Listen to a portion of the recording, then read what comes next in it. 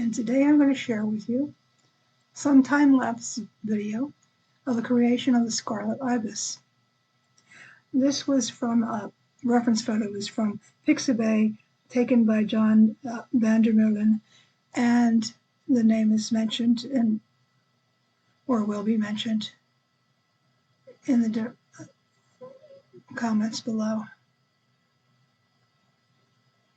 I'm using a General's white charcoal pencil to draw the image, and I'm drawing freehand, which is, whenever possible, my preferred method.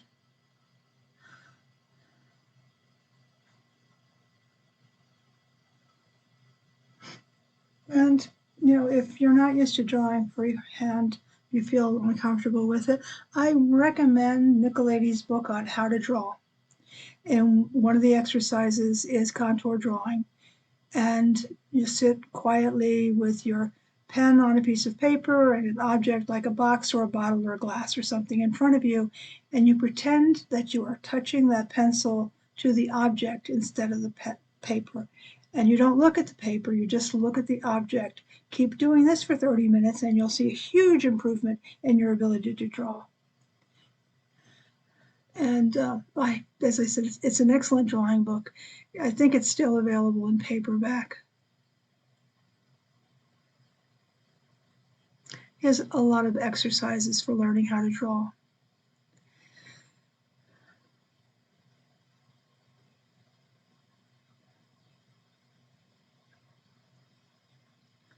And during, not online, but during one of my Zoom classes, I did teach drawing in 4 sessions, and part of that was learning how to do contour drawing.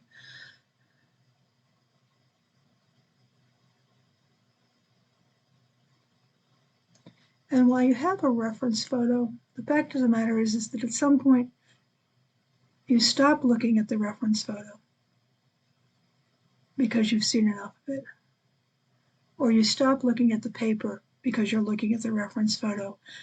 But it doesn't become a struggle where you have to see both of them at the same time. And as I said, I give up the reference photo and just go back for specific details. But I have it here in the upper right-hand corner in case you want to look as I'm working alone. And the next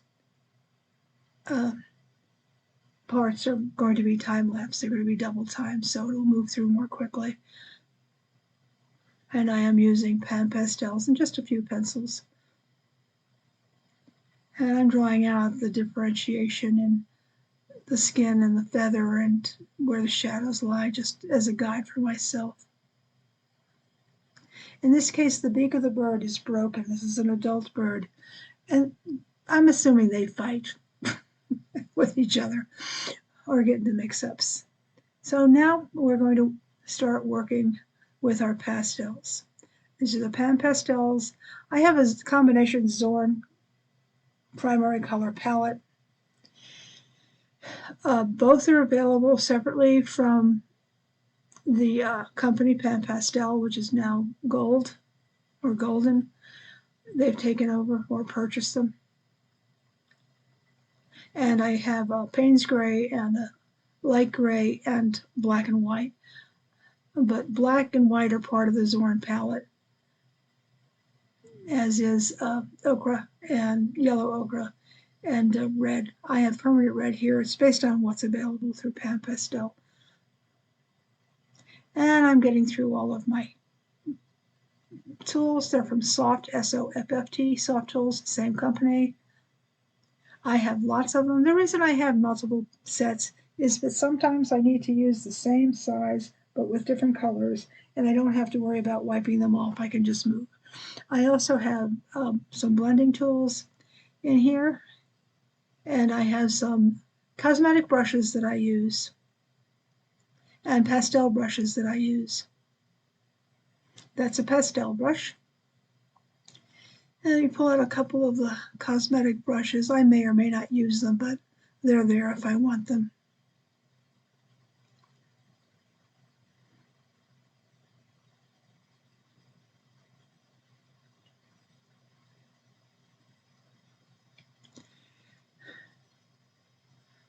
Okay, I do believe We're just about ready to go and start working on our background now.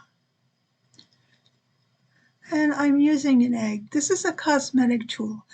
I like to shop in the cosmetic section of my supermarket and see what new cosmetic sponges they have available. I have a huge collection, well, not as much as some people, but I do have a large collection of sponges.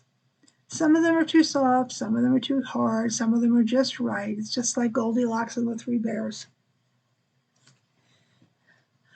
And I'm just blending back and forth the green and the yellow. I add the blue and the yellow to make green and more yellow to make it greener. And then I'll make red and blue and yellow make brown, and I'll have them make purple and change the shading in the back of the bird. As you can see in the right of the reference photo, the right of the bird, it's dark, and then the leaves are coming over, but it's also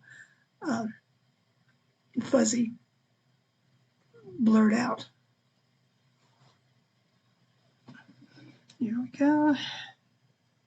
And this is a variation of purple. And then, your other choice is to also just have a primary color black and white palette. It's 5. You don't have to have the light, and you don't have to have the shade. You just use the black and the white to lighten and darken your particular hue. Do that all by yourself. So if you're talking about not having enough money, for $25 you can get yourself setted with a limited palette and make every color you need to make. And with that comes a truly cohesive color palette. Everything works together. Now, I'm fortunate. Before I decided to do limited palette with Pan Pastels, I bought 80 different palettes, colors rather. And from time to time, I will use them. I may decide that I want to do everything in umber or something, but and that just makes it easier. Or sometimes I want to work with the ocean and use the turquoises and the blues, and it's just easier to use that right out of the pan. But for the most part, I do a limited palette.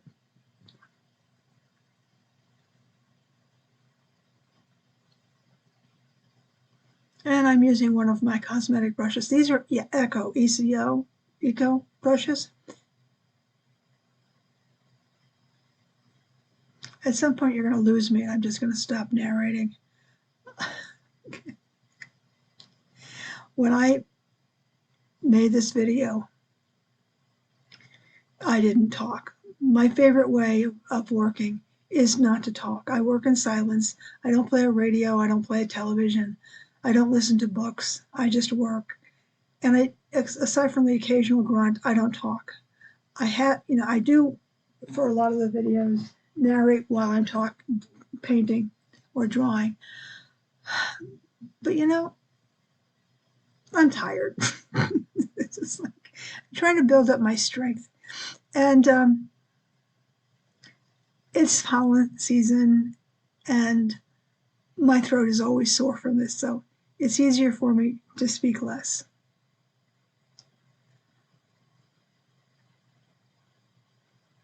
And I'm going to be building this up, moving back and forth until I make it as dark as it needs to be.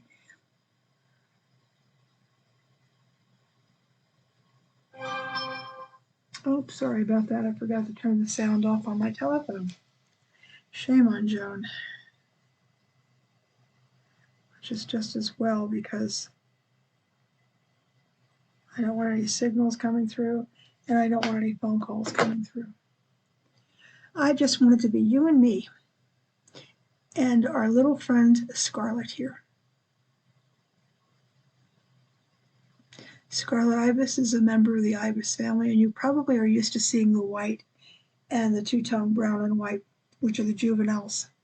The juvenile Scarlet Ibis is pale, a pale pink or peach. And they're pretty much the same color as the flamingo. They're small, well, 1.5 feet high. They have long curved beaks.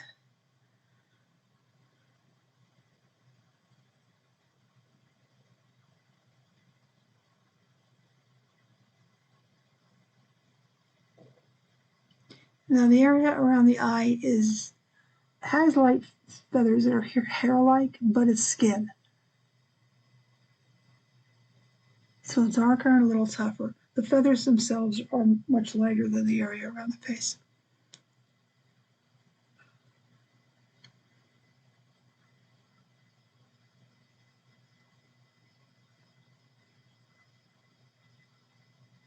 This video was about an hour and 10 minutes long, not counting the time that I thought about drawing or the time that I let the fixative dry.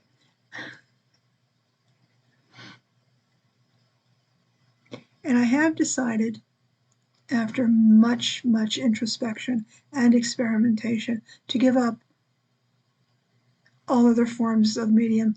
I'm only working with pastels in all their glorious formats. They work the best for me. I have the best results. They work most easily for me. I can work more quickly. It's not important to me that a piece of work take 3 months. If you're working in oils, that can happen. It doesn't have to happen, but it can happen. It depends upon how large your canvas is. And I'm limited to how large my paper can be because I only have a 30 by 40 work desk, so I can work on a 19 by 25 paper.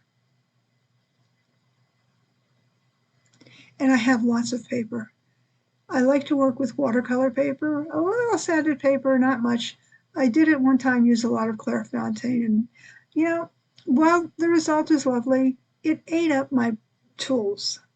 The sponges on my tools just disintegrated. And I have to confess, I do have a heavy hand, so that's part of the problem. But really, it's very expensive, and I don't need to spend the money on it. So this paper is from Canson. It is a lovely sanded paper. It's a multi-media paper.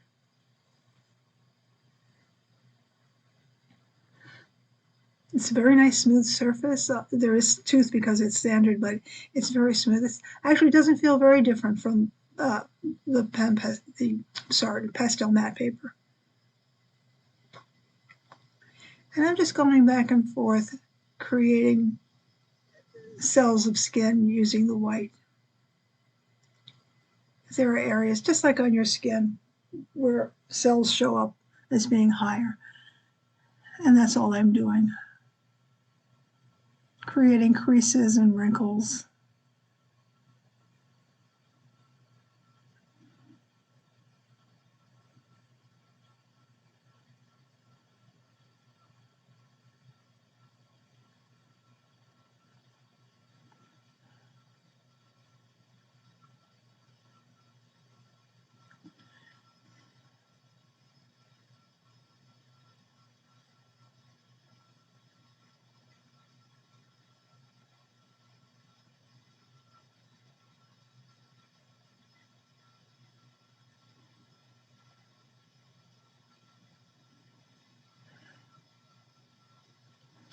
And now we're moving on to the head, and these are, of course, the feathers.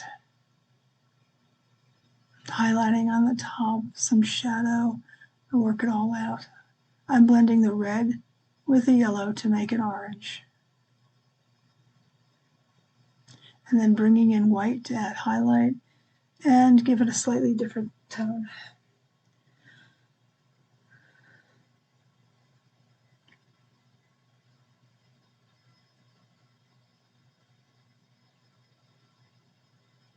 If you want to learn more about my angst over using what art supplies or medium, please check out my blog. It is joanmansson.blogspot.com. And there is a link on my YouTube page to it and Threadless where I sell prints of my work.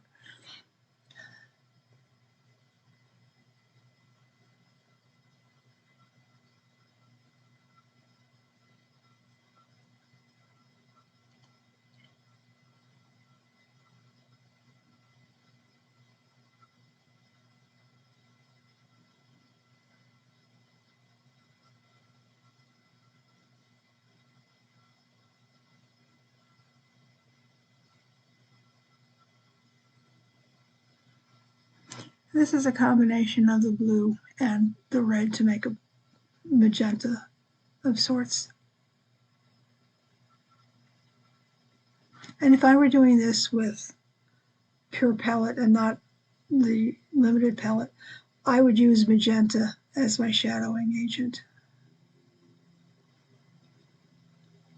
Magenta works very nicely against orange.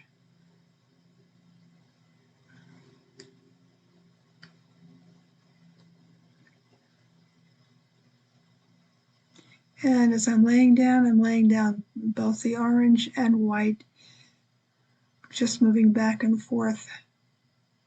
And I'm also using the edge of this tool. This is the round tool. I'm also using the edge of that.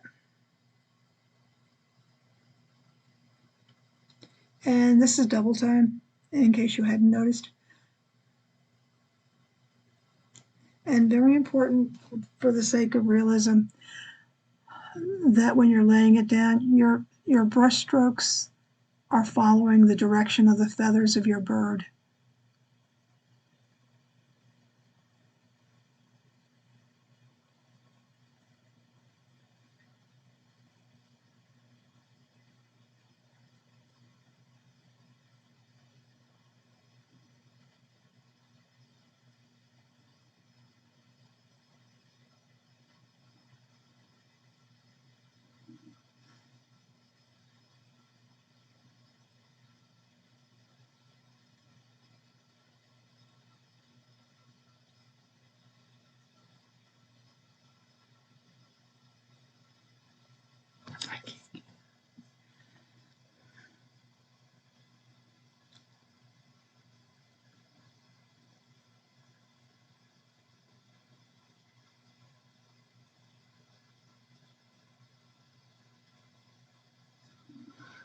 Adding in a little negative space there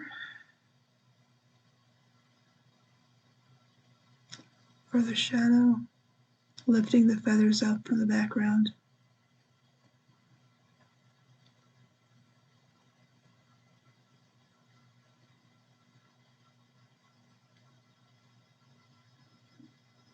And if you work with oils or acrylics or even watercolors, the techniques are not different. The tool works a little bit differently. The medium works a little differently, but the steps that you take really aren't that different.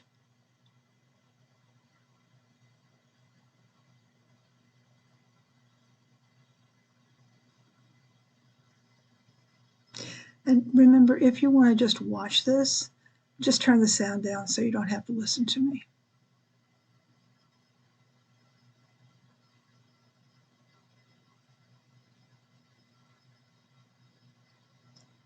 This video is just shy of 35 minutes.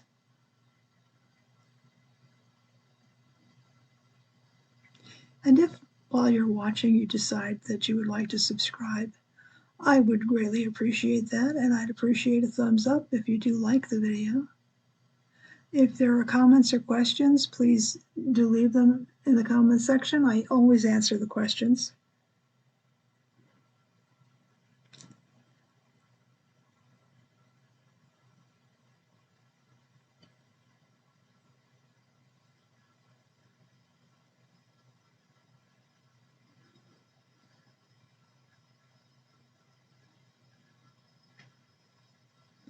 And we've got shadow to add, and again, this is with my homemade magenta from the red and the blue, and a touch of the yellow to make it brownish.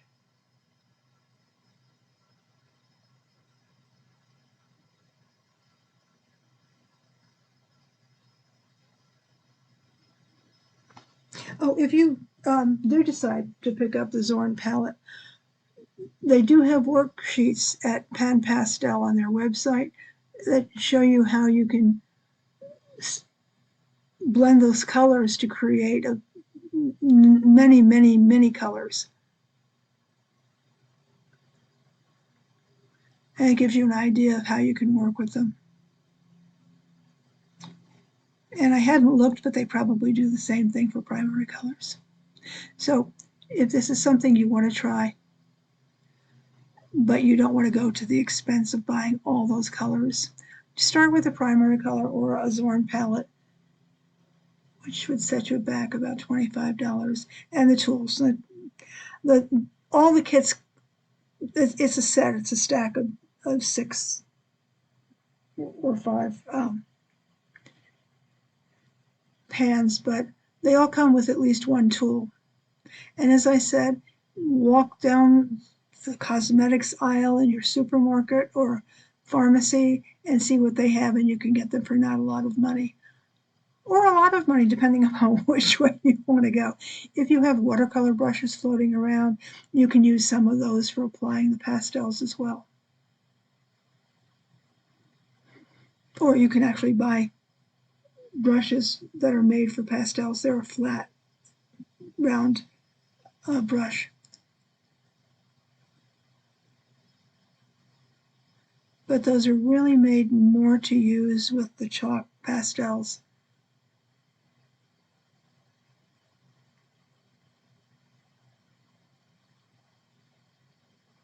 I just want very much for this little group of feathers to look natural. And I want that shadow to be strong. So I can spend so much time in one small 1-inch square area.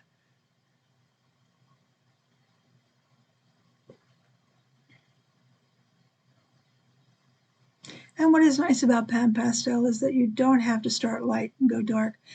You can go both ways.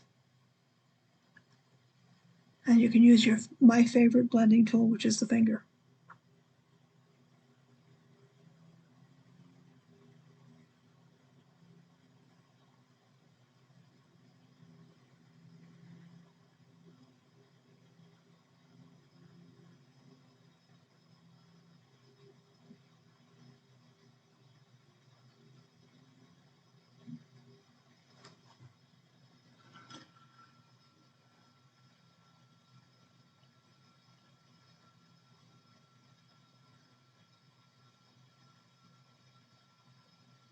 Now, I need to apologize because I've been using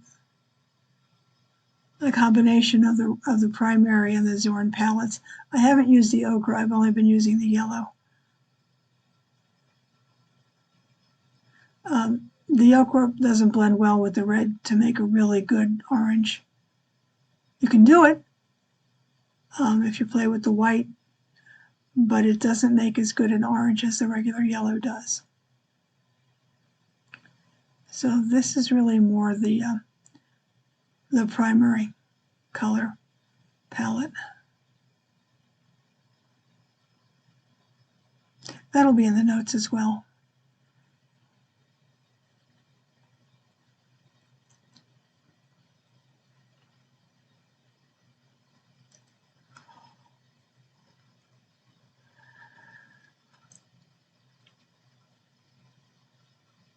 And we're back to the beak, building it up.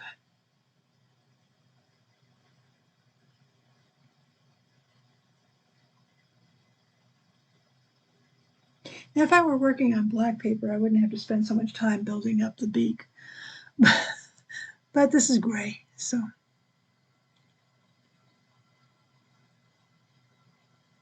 And you don't have to include the border. You can go draw on the whole paper.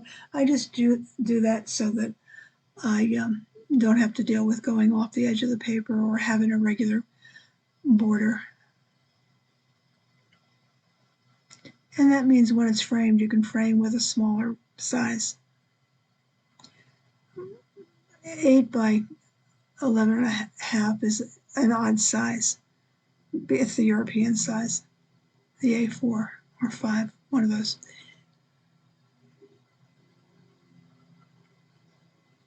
And then this is Derwent. I'm using both Derwent and I think just Derwent. I can't remember now.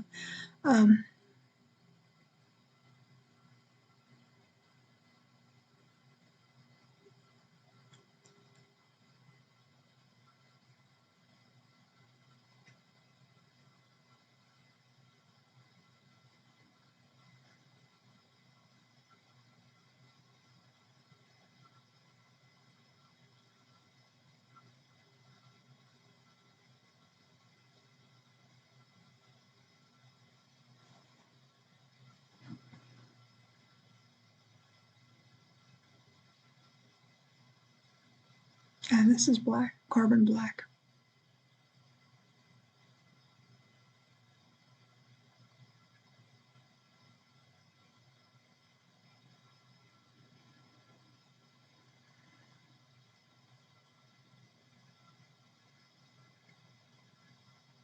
Just making sure I have those creases where they need to be, so it's obvious that there are eyelids. There's a little bit more depth and dimension. And I'm using the white to build up the skin cells, so there's reflection. And you can see the irregularity in the skin.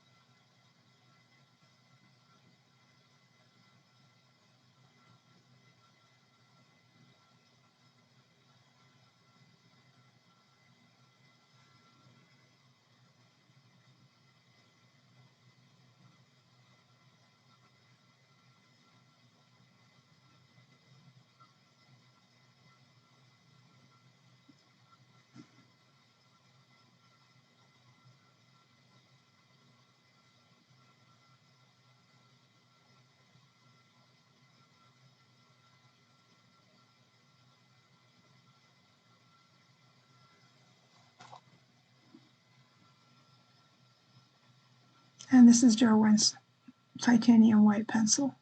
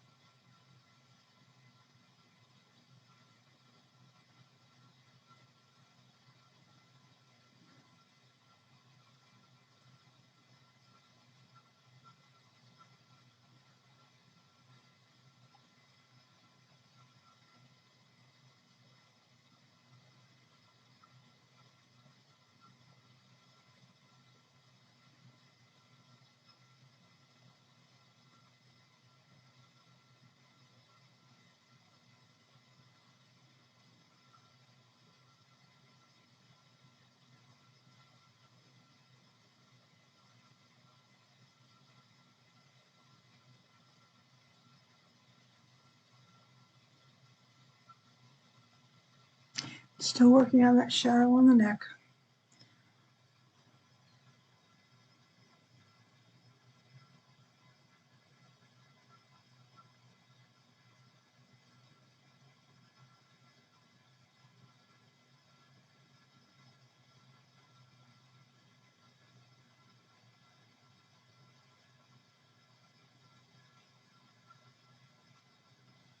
I'm spraying it with the fixative, and I'm going to let it sit for a couple of hours before I come back and do a few touch-ups.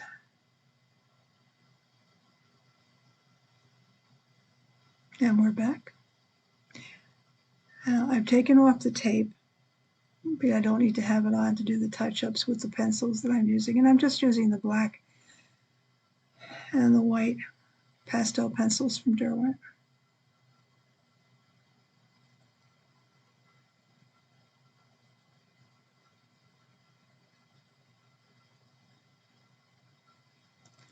Making sure I've got the lines and creases in there for the skin.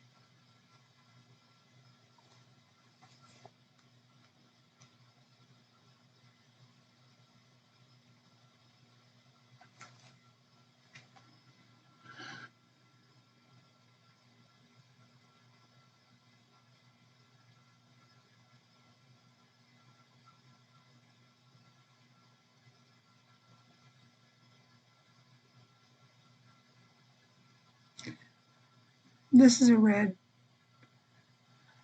that I brought out, but still the white and the black moving back and forth. And I'm doing those little scratches on the beak.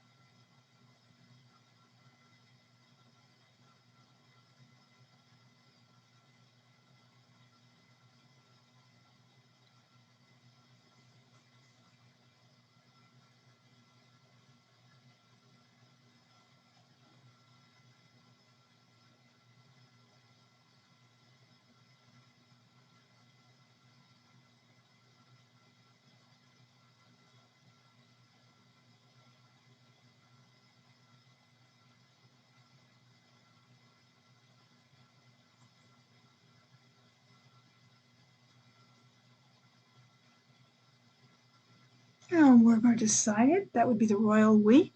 This piece is now complete. I'll be giving it another spray fixative. I thank you very much for joining me.